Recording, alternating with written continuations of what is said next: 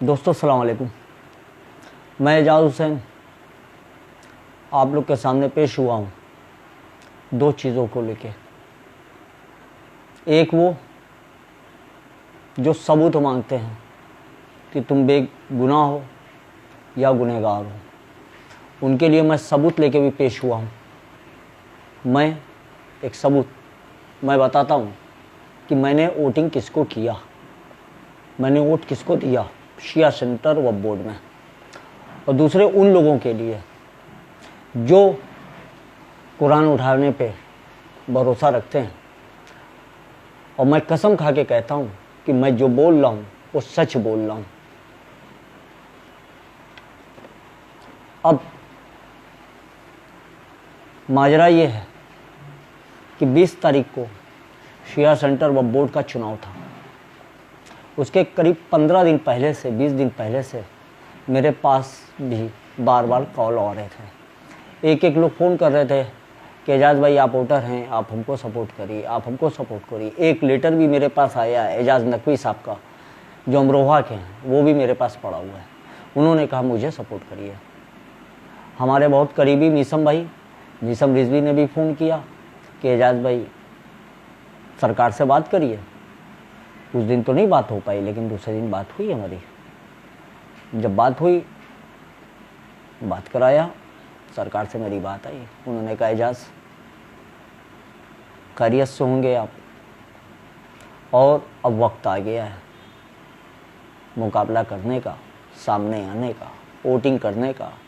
चुनाव की तारीख तय हो गई है, 20 तारीख को चुनाव है। आपको वोट देना है, आप उसके लिए आइए। कहा ठीक है हुजूर, आपकी बात सराखों पर। फिर उसके बाद में ये हालात बड़े ख़राब थे, कोविड-19 का था। बहरहाल हमारी मौलाना को हमने ज़बान दिया, मौलाना ने से हमारी बातें हुई।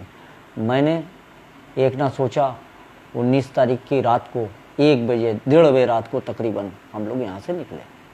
जब यहाँ से निकले तो मेरे घर में लोग परेशान थे। लोग मना कर रहे थे कि कोरोना है, लखनऊ की हालत बहुत ख़राब है, बनारस में भी हाल वो है। बहरहाल हमने कहा नहीं, अब जाना है, हमने हुजूर से वादा किया है, मीसम भाई से वादा किया है। मैं लखनऊ पहुंचा, तकरीबन 8:35 पर मैं लखनऊ पहुंचा। और पहुंचने के बाद रास्ते भर मेरी मीसम भाई से बात होती थी कि एजाज भाई आप कहाँ पहुँचे। हमने कहा फलानी जगह। आप कहाँ पहुँचे? फलानी जगह। आप कहाँ पहुँचे आप? नतीजा ये हुआ कि जब मैं सुबह पहुँचा तो मीसम भाई ने कहा कि एजाज भाई ऐसा है कि आप सीधे वक्फ बोर्ड आ जाइए और वहाँ पे मुलाकात हो जाएगी। इनका ठीक है भाई। मैं पहुँचा, वक्फ बोर्ड पहुँचा। जब एक तो मैं अपनी पर्सनल गाड़ी से गया था, किराए की गाड़ी से गया था। उस गाड़ी को लेके मैं पहुँचा तो वहाँ पर काफ़ी फोर्स खड़ी थी। पूरा इंदिरा भवन छावनी में तब्दील था।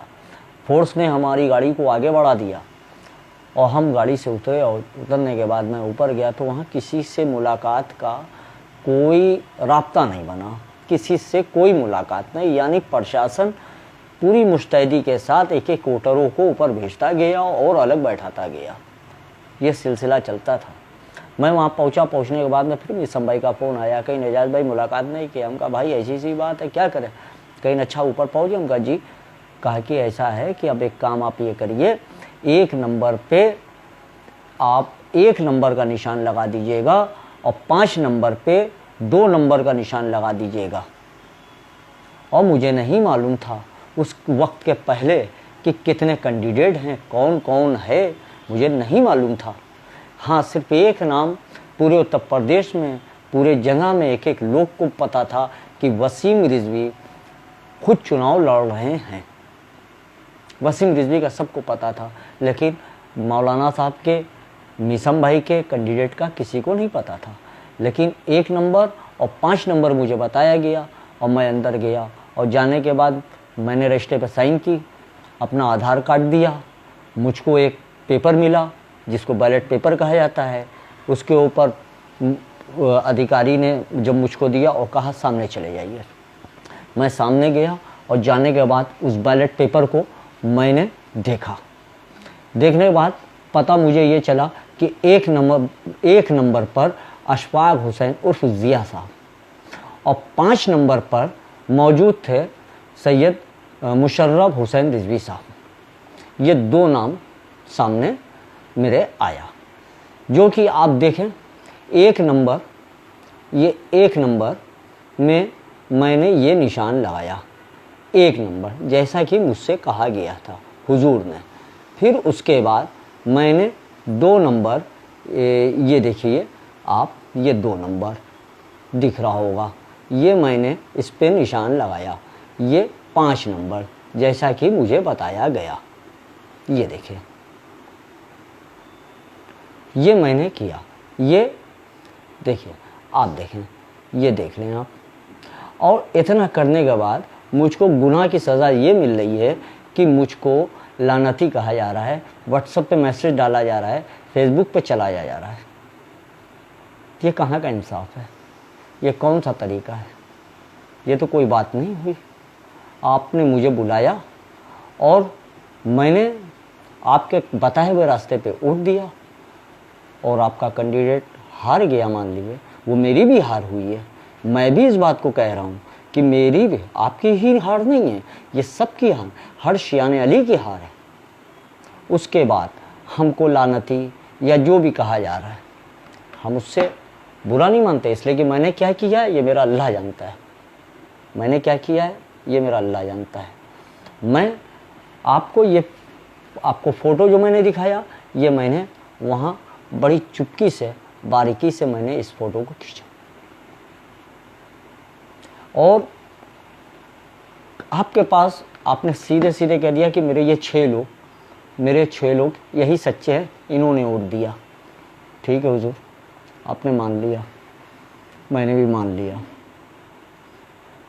कसम खाया है ना, कसम तो मैं भी खा रहा हूँ, मेरे ऊपर भी भरोसा करिए। सबूत तो मैं भी दे रहा हूँ, सबूत तो मैं दे रहा हूँ कि मैंने किसको वोट दिया।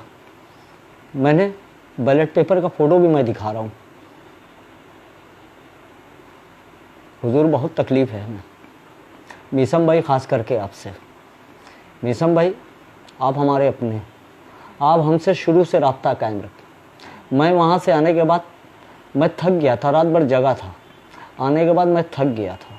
सबसे पहला मैसेज आपको किया कि मीसम भाई मैं बनारस पहुँच गया हूँ, खैरियत से पहुँच गया हूँ, और कोई बात हो तो बताइएगा कि इंशाल्लाह 5 बजे के बाद खुशखबरी देंगे एजाज भाई। हम कहा ठीक है भाई, इंशाल्लाह इंतज़ार। लेकिन वो फ़ोन नहीं आया। करीब 5:30 बजे जब मैंने मोबाइल खोला तो मैंने देखा कि 21 वोट वसीम रिजवी, 21 वोट फैज़ी, और 6 वोट ज़िया भाई, और 5 वोट मुशर्रफ भाई, और 1 वोट एक भाई साहब और ये पाए। मैंने इसके बाद मैंने मीसम भाई को फ़ोन किया, लेकिन मीसम भाई ने फ़ोन मेरा रिसीव नहीं किया। तो मैंने सोचा हो सकता है कि इलेक्शन का टाइम है, गिनती का टाइम होगा या कोई बात होगी, अभी नहीं उठाया, बाद में बात करेंगे। लेकिन मीसम भाई ने हमसे आज तक नहीं बात की, हमसे एक बार पूछा भी नहीं कि एजाज भाई क्या हुआ क्या नहीं हुआ। हमसे दलील तो मांगते, हमसे सच्चाई तो पूछते।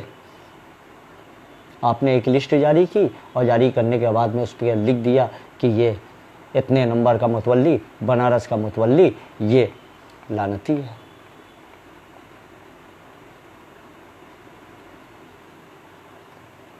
बहुत अफसोस हुआ। मीसम भाई आप हमारे अपने थे, आप हमको एक फ़ोन करके पूछा होता। आप हमसे दलील मांगते, आप हमसे सबूत मांगते, हमको बहुत तकलीफ़ हो। खैर कोई बात नहीं, अल्लाह जानता है, अल्लाह का रसूल जानता है।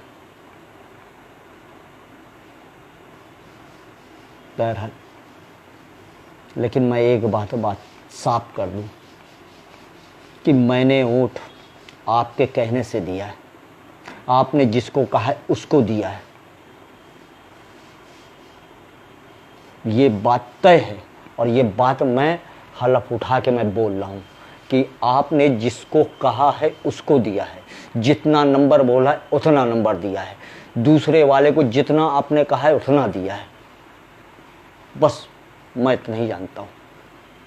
खैर मुझे अपनी सफाई में सिर्फ इतना ही कहना था मेरे भाई और दोस्तों।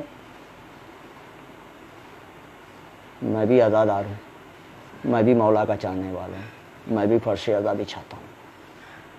आप लोगों को जो कहना था कह दिया, लेकिन एक बार पूछा होता कि एजाज भाई ये बात सुनने में आई है। कोई बात नहीं, कोई बात नहीं। खैर, खुदा हाफिज़, अल्लाह हाफिज़।